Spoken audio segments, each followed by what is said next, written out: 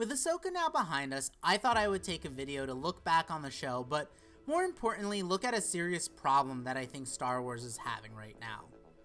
There's just too much of it, and none of it is welcoming to people new to the franchise. I thought Ahsoka was pretty good. The beginning episodes are dull, and that's mostly because of Filoni's direction, but as the show went along, I thought it steadily got better. It never hit as many highs as something like Andor, but it was a pretty solid adventure throughout, and I had a decent time. But then I think about what it took to be able to watch this show and enjoy it at its fullest. While billed as an Ahsoka show, let's be real, this show may as well have been called Rebels Season 5. The show for all intents and purposes was more or less closing the plot lines and threads that Rebels couldn't resolve in its 4-season run. And I'm sorry, Star Wars fans, but I need to be frank here for a second. I did not like Rebels, and I promise that this matters later on. Visually, I found Rebels incredibly dull. None of the characters have any weight or edge to their designs, which makes them all feel floaty and with no impact in their movements. Unlike Clone Wars, whose filler episodes fleshed out the galaxy and its inhabitants, much of Rebels just feels like a slog to get through, and truth be told, outside of a small handful of characters, no one ever really stood out to me. I never felt like the show truly gave me a reason to care about them, so I stopped watching right before the final season aired. But if I wanted to watch Ahsoka, if I wanted to understand Ahsoka, well, I needed to watch Rebels. So I did.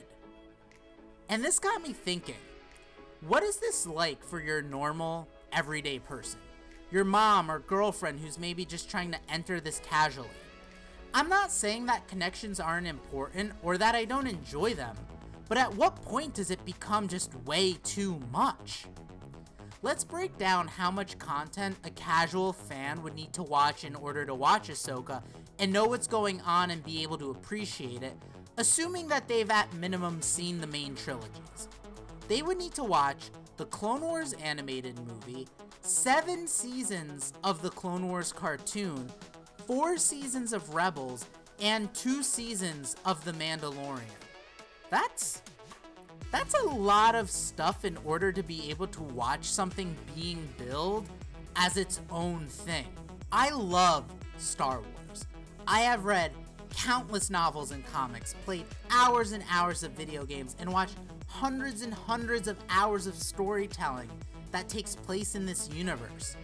But preparing to watch Ahsoka, a show about literally my favorite Star Wars character of all time, is the first time it really began to feel not fun for me. I had to power through a show I do not like in order to watch a show that I might end up liking. For the very first time ever, it felt like homework. And if it feels like that for me, a Star Wars diehard, what does it feel like for a new generation coming up looking to get into this universe? My big worry at the end of the day is that the people at Disney have looked at modern fandom and have seen how hungry and obsessive, for better and for worse it is, and have decided that going all in on something that requires a near encyclopedic knowledge of the property to watch will satisfy the diehards, but also somehow force newcomers to watch all of that older content. The end goal here is obviously to drive up watch hours and revenue, which is good for profits, I guess. But I don't think that's gonna happen.